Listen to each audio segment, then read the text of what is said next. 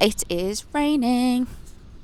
Great. Welcome to my YouTube video where I'm going to tell you about how I stopped believing in God. I usually make longer form video essay sort of style content on this channel. Here are some videos, but I'm trying to put out some shorter content that takes less time to film and edit, such as this video. I'm trying it out, seeing how it goes. So let's start off by telling you how I started off in Christianity. So I think my experience with Christianity was quite unusual, and I'm saying that just based on hearing other people's accounts of their experiences and like their reactions to my experience, and I guess just like growing up and learning more about the world and stuff. My family were never particularly religious. I think like my nana likes to go to church every once in a while, but I was never raised in like this Christian household. My friend took me to church when I was about 5, and we obviously did the little Sunday school thing, and I came home and told my mom I don't want to go again. All they did was talk about Jesus. Based. Then when I was 10 years old, I went to church again with a different friend, and this time this was for her church's Christingle service, which is, you know, with the little oranges and the candle.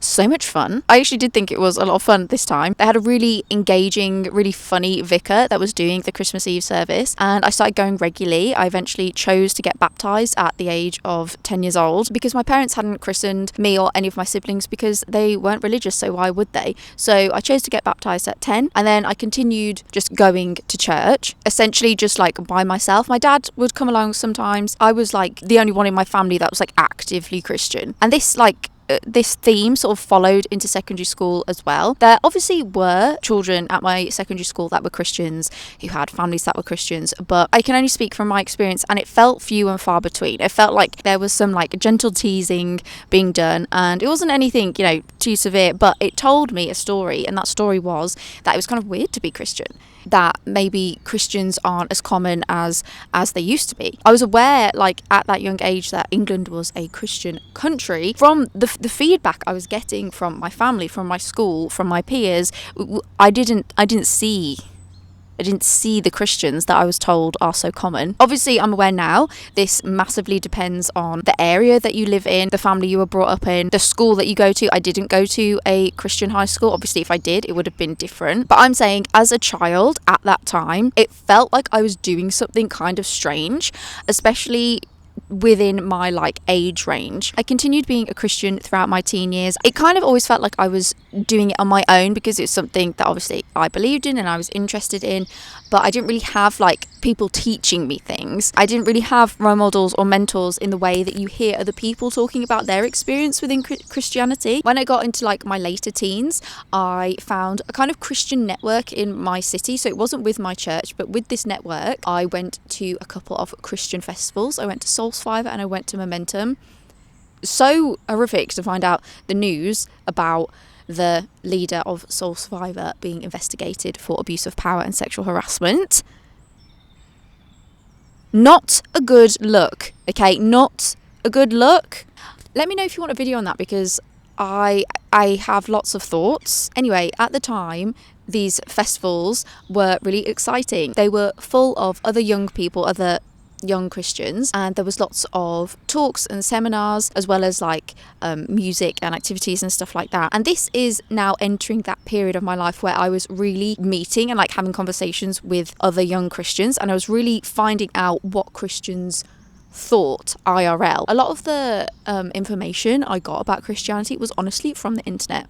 Like, I went to church, I read the Bible, and then I looked on the internet and like other media to kind of tell me about my own faith. And I kind of continued that at my new church at university. There I discovered very similar things that I felt when I was a teenager. Like when I was at university and a Christian, I was very much weird. And people would tell me so. And then when I left university in my early to mid 20s, that's when I really started questioning. I had questioned it before. We're going to get into it, don't worry. Yeah, in a nutshell, that is my like upbringing, my pathway into Christianity. People always think, whenever I tell them I used to be a Christian, people always think I was raised in a Christian family, but I had like all of those experiences completely on my own, separate to my family. I think that is really important to highlight because it makes a lot of sense when you hear the rest of what I'm going to talk about in this video.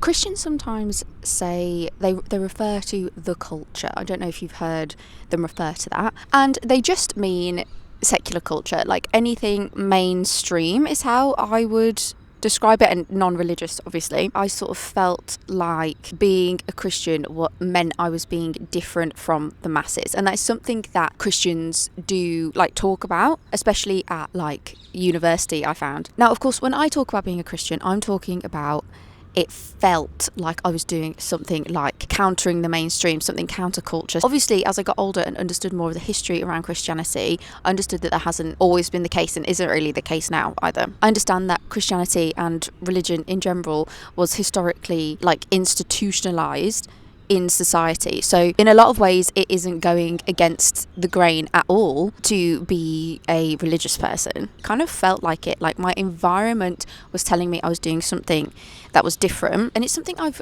grown to find interesting, like this idea of got to keep strong in the Christian faith to not get sucked into the culture. And I'm sure you'll have noticed some of these talking points have been used by people outside of Christianity too. Like in the last maybe decade or so, there's really been this rise of talking about how hookup culture is bad for women, actually. I listened to a video where Louise Perry was speaking recently, and she is a non-religious leftist feminist, and she's actually saying a lot of the stuff that Christians are saying and have been saying. Things like she's anti-porn, she's anti-sex work, I believe she's anti-BDSM. People like her are also referring to the same culture that Christians are referring to. So in a way, I do feel like this kind of validates that there are certain things that are or have become normalized within like our society, and that people are noticing and commenting on, obviously just coming from two very different places. When I was a teenager, when I was at school, there was a time where a friend of mine was talking about some like what she felt to be like extreme Christians that she knew, and she referred to me and she was like, "You're just a normal Christian though." And I realised that what she meant by that was that I didn't talk about it, because at that time was not like vocal about like any of my religious beliefs or anything. And so I realised that to be considered normal, that meant you just don't talk about your religion or your faith in any way. These things, amongst many others, are things that enforced to me that I was like going against the grain in some way, and historically that's not been the case for Christianity, and it is not the case for Christianity in other areas of this country and the world. It was just, in my case, I was like going against the grain, if that makes sense. And because of my experience at the time, I thought that Christianity was like waning in the UK. I thought that, although I recently checked a survey, I'll put a picture up of it now, Christians are still the largest religion in the UK. I know that will not be a shock to most of you, but it did surprise me of how much of the UK considers themselves to be Christian. Recent surveys do show that people within the UK are gradually becoming less religious, and more people are identifying as atheists or non-religious. However, the largest religion is still Christianity, and it's something that has made me wonder how people are exactly determining that they identify as Christian. So I think there's this thing of being like culturally Christian. That means that maybe you and your family don't go to church, you don't read the Bible, you don't pray, but you do get married in churches and you do christen your children, things like that. Also, I guess because religion was such a massive part of society, it still is, but you know, it used to be bigger. Most people's default answer was Christian, like that they were a Christian, because I guess being non-religious or being atheist, agnostic wasn't so much of an option, you know, back in the day. It also makes me think about this term called lukewarm Christians. It's something that Christians would talk about with one another for people that come to church sometimes, but they're not super committed. You don't have this like burning desire to know God, you're kind of lukewarm. And it makes me think about that big map that I showed you. How many of those are actually lukewarm Christians, actually just culturally Christian? How many of them are actually devout, practicing Christians? Christians have a massive persecution complex. Wonder where they got that from. Christians, and probably other religions too, do feel like they're in some sort of a fight against secular society or the culture. Hello, is this thing on? Testing. So when I was about 16, I discovered feminism. How we all do, which is on Tumblr. I was a woman or girl of that age that was very much swept up in that fourth wave, digital wave feminism. I learned a lot about it in those first few years from the internet. And at that age, what I liked about feminism, what appealed to me about feminism, was it confirmed things that I had noticed about the world. It validated my experiences. It put words to some of my feelings that I wasn't able to put words to. For a while, when I was like around 16, I didn't really see the issue with identifying with being a feminist and a Christian at the same time. And one of the reasons for that is probably because I didn't have anyone at home or at school or anything that was really enforcing me to believe in a certain ideology. So I felt pretty okay with being a Christian and a feminist. At that time, I didn't feel or see any tension between those two labels. Most people around me were not identifying as feminists or Christians. Like, something about the way I was thinking about the world was other compared to my environment, at least. But then feminism started to teach me new things. It prompted me to be more introspective about my own beliefs and maybe challenge some of them, or maybe really question some of them that I hadn't really questioned before. Things like abortion, things like sexuality. And as one might imagine, I started to feel some tension between these two labels. And to be honest, that tension never really went away, even though I'd often try to reconcile it with myself. A lot of the Christians that I was mingling with were kind of more progressive Christians, if that's the word you want to use. I did know gay Christians. I did know Christians that had sex outside of marriage and got pregnant outside of marriage. I started getting to know Christians that identified as feminists as well. Never the men though, always the women. Interesting that. And when I was moving in these circles, something that I often heard was, we need to move with the times. Oh my, I thought I wasn't recording and I was going to yeet myself into the river. This is something that I would hear Christians say in those sort of circles. While that sounds good, it's because it sounds more inclusive, it sounds like it is solving, or at least trying to solve, a lot of the problems people have with religion and Christianity specifically. While it sounds good, I always kind of thought it was a strange argument for a Christian to make about Christianity, because it suggests that the Bible does say these things, like being gay is wrong, for example, but we as Christians should choose to ignore God's word and do what we think is best instead. I never found it a super compelling argument, even though I agreed with like the sentiment of it. I definitely did know a lot of more progressive Christians, even progressive leaders. I had a really interesting conversation when I was about 19-ish with the reverend of that church. She said with her whole chest in front of young people in a church, how are you going to get married to someone and not know if they're good in bed?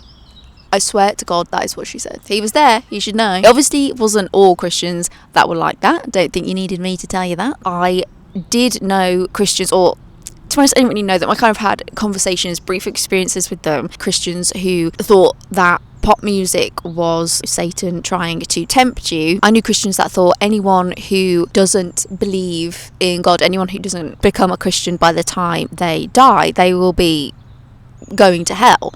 And I was much more interested in interpreting God as someone who genuinely was all good, and like I couldn't quite fathom how there was meant to be this all-knowing, all-seeing, all-good God, but there are certain people that he would condemn to hell for all eternity. Like, that's something that I could never ever like find within myself to be true. Like, I did not believe that, and I thought about it as well. Like, I considered it. I was like, is this something that could be true? And I could just never find it within myself that could possibly be true. So I was more interested in learning about, like, why does the Bible say certain things? Why does Christianity enforce certain things? Have human beings poisoned something and twisted it for their own gain and their own internal like bigotry, basically? Also, as I got older, my interest in feminism broadened into being just more socially and politically interested in general, which continued to pose those like moral and ethical questions to me. I was thinking about these things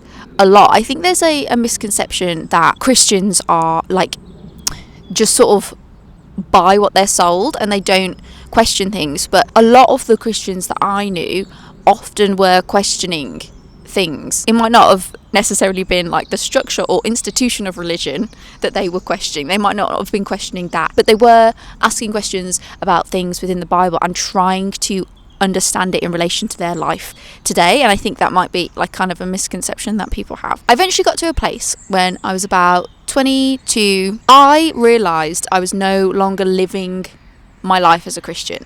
Like, in my head, I was a Christian because I was quite attached to that label. Actually, I'd been using that label for myself for many years at this point, and so I was quite attached to that label, but I noticed I wasn't really like living it. I got to a point where I realized, don't remember the last time I went to church, don't remember the last time I read a Bible, don't remember the last time I prayed. I had to ask myself, am I a Christian? If I'm not doing any of those things, am I a Christian? Do I actually believe in Christianity? Like, do I believe that Jesus got up on that cross, died for our sins? Do I believe in a Christian version of heaven and hell? Do I believe in a God, a Christian God, or a God at all? I had to actually ask myself that because I realised I was kind of telling myself a story that I'm a Christian, but I wasn't living it. So I was kind of like, surely that must mean I don't believe what I think I believe. And honestly, I sat on that for a very long time, and I did like a little bit of exploration into other elements of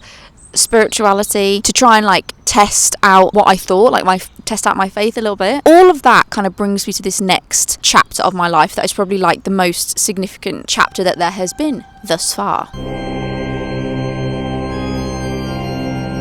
So this brings me to the climax of the story, if you will. This is the chapter in my life so far that has had like the most change in it, the most stuff happen in it, the most sort of realizations emerge out of it. My belief in God, or my lack of belief in God, was just one of those realizations that I had. So I'm going to talk to you about that.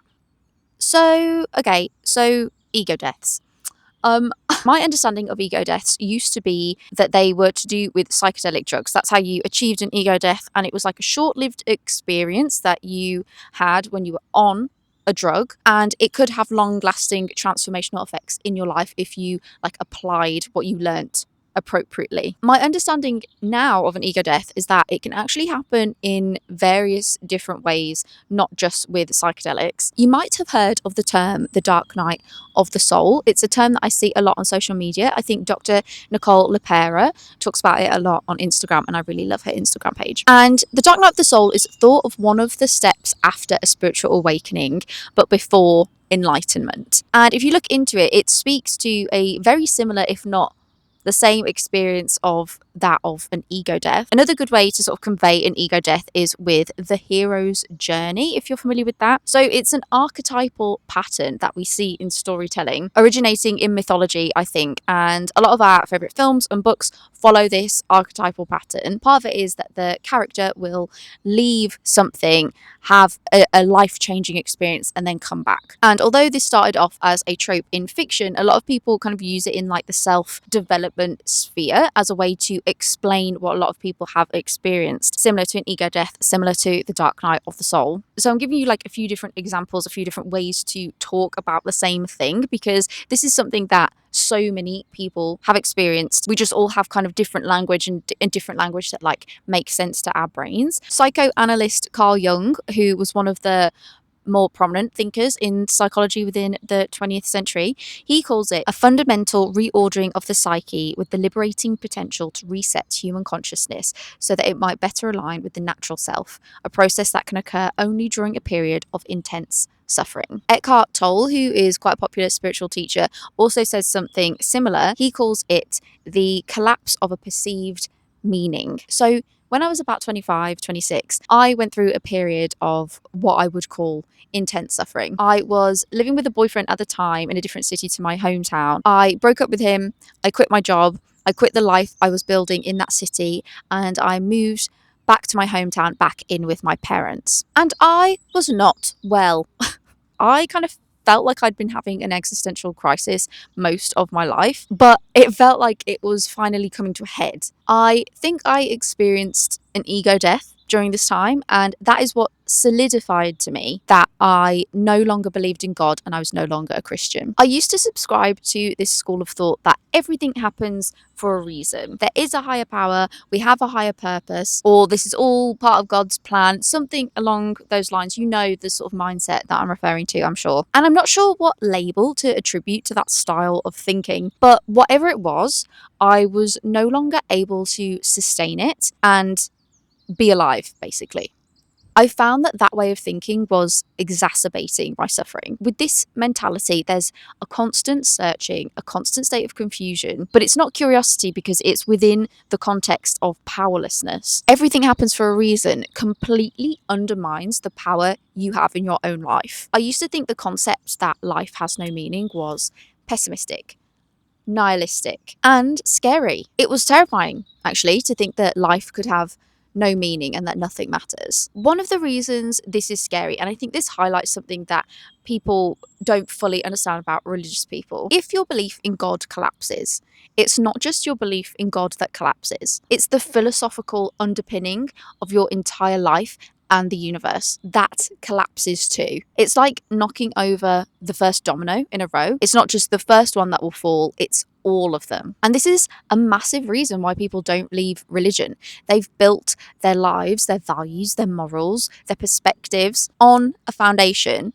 And if that foundation shifts, it's a non-negotiable that you have to shift with it. What I believe to be an ego death, what I was experiencing at the time, at the core of that was radical acceptance. Radical acceptance for reality as it is, not what I want it to be, not what I think it should be, what it is. And a big thing that I needed radical acceptance in my life for was relationships. I had struggled with my mental health for many years and I was really struggling at this point, and I realized something I was doing wasn't working. My approach to life wasn't working. Along with the everything happens for a reason mindset was also this belief in things like soulmates, things like the one. And clearly that wasn't working out for me so well. Like I said, I needed radical acceptance for how life actually is. And radical acceptance is what I felt like was at direct odds with my belief in God. I felt that radical acceptance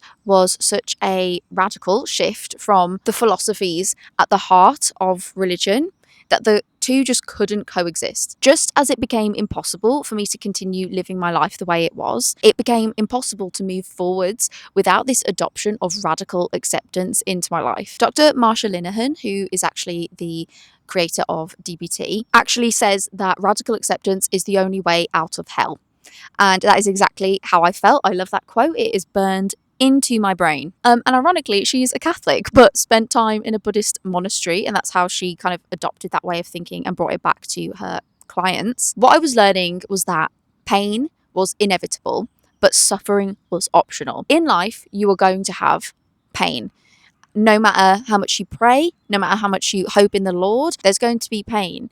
But suffering is optional, and suffering comes from not accepting reality as it is. What's radical about radical acceptance is that it's full and deep and comes from deep within. It's not just like regular old acceptance, it's every fibre of your being. People are a product of their upbringing and their genetics, and we hurt each other and we love each other based off of that. And that's literally it.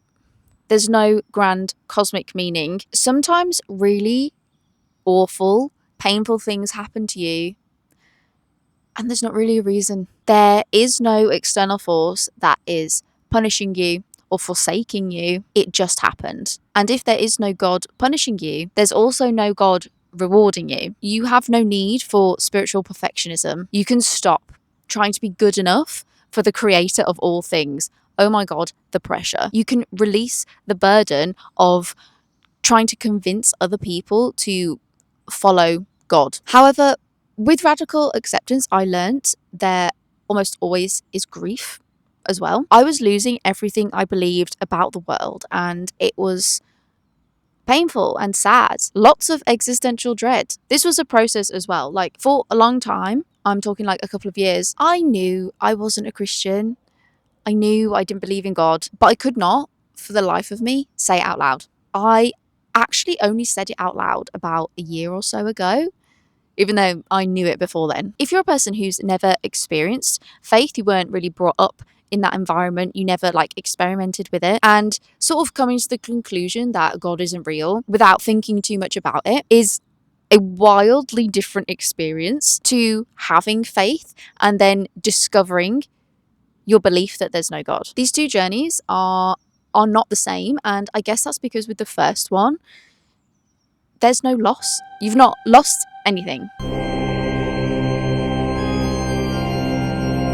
I had to come inside because it was raining. I'm sorry if that ruined the aesthetic for you. Something about Christianity that obviously people have talked about is how shame-based it is, and actually how it creates shame in you. For me, I think it was more like I had a lot of shame already, like pre-Christianity. I think I kind of quite naturally fell into like the rhythm of Christianity. And I'll give you an example of something I mean. A lot of the songs that you sing in worship, not all of them, but a lot of them, constantly, the lyrics are constantly rehashing how much of a sinner you are, how we're all sinners, how we're not worthy, things like that. Like the rhetoric is very, I'm not worthy, I'm bad, I am bad, I am bad, and the only way I can possibly be made good again is with God. But even then, I'm not even worth that, really. God is extending grace and mercy to me when I don't deserve it. It's very that. There are conversations being had about these sort of lyrics in some Christian communities, obviously not all of them. And I think for someone like me, if you were coming to the faith already with a lot of shame, repeatedly singing these sort of songs with these sort of lyrics is only going to like worsen the shame for you. Along with that, I think I struggled with what I'm going to call moral perfectionism. I would say it is OCD-like or OCD-esque. I was very, very concerned about being a good person. It was on my mind a lot. And I felt like if I even went wrong a little bit, then that meant I was all bad. It was very black and white thinking. I think if you are a certain type of personality, I think if you've had certain things happen to you in your life, then you're maybe more susceptible to this way of thinking. I also had an eating disorder for a long time. Something that I didn't know until recently is that research suggests if you have a restrictive eating disorder or you're prone to restricting your food, you are prone to restricting things in other areas of your life. And this makes sense when you think about a lot of the restrictions that Christians place on themselves and like the moral perfectionism and stuff. I also think that although Christianity did cultivate this sense of compassion within me, I know people will say that religion doesn't do that, but I found for me it did. However, I felt that it almost went too far and that I had this sense of compassion and forgiveness, but I had no boundaries. I think I thought that if you were forgiving someone, that meant that they still had to be in your life. That I think led me to staying in a lot of friendships and relationships for longer than I should have. I didn't understand that you could forgive someone for hurting you and then say, okay, now I have a boundary and you're not allowed in my life anymore. I didn't understand that that was something you could do. The reason I was attracted to Christianity in the first place was, I think it was because I was a curious child. And I do think that people tend to think religious people are not curious or open-minded, and definitely that can be the case. But I think for me as a child, it was the most accessible religion to me, and it just piqued my interest because I was quite curious about bigger, deeper questions about the world. It's similar to why I think other young people might be drawn towards atheism and science and philosophy. It's the same intrinsic sense of curiosity, but just you're going down a different route. My experience with Christianity did help with this, albeit it was a narrow experience of one religion. It did help me think about things. And I know that when I say I wouldn't be who I am without my experience of Christianity, that might surprise people because a lot of people have very negative experiences with religion, which I totally get. I think for whatever reason, my experience did a really substantial job of helping me cultivate some of my values that I have to this day. And I do wonder if people think leaving a religion means you have to denounce every part of it, because that's definitely not been true for me. There are a lot of things that I've taken away from Christianity and embedded into my life in other ways.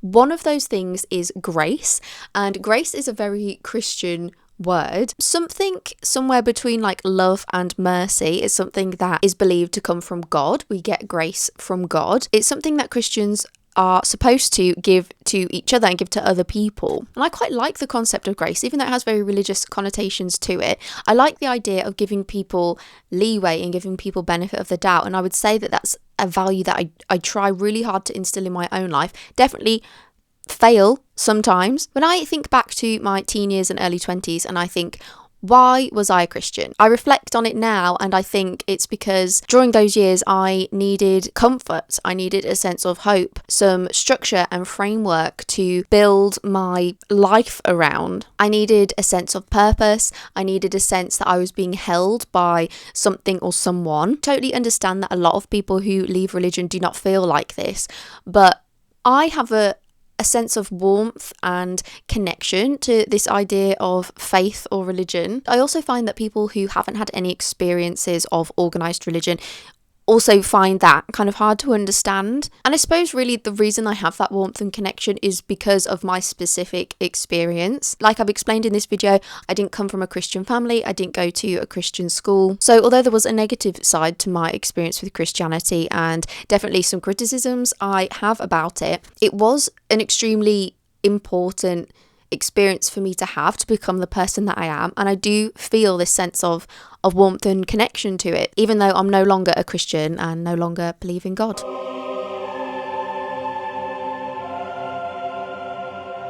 Thank you so much if you've made it this far in this video. If you enjoyed the video, please like, comment and subscribe. As I said, I usually make a longer form video content on this channel. This was a bit of an experiment. Also the first time I'm filming outside. I'm always open for video topic suggestions. So if you have any ideas, leave a comment or DM me. Subscribe and I'll see you in my next video. Goodbye. Eckhart Tolle. My God, can't stay out too late tonight. I've got church in the morning. My church took me to friend. What? Subscribe.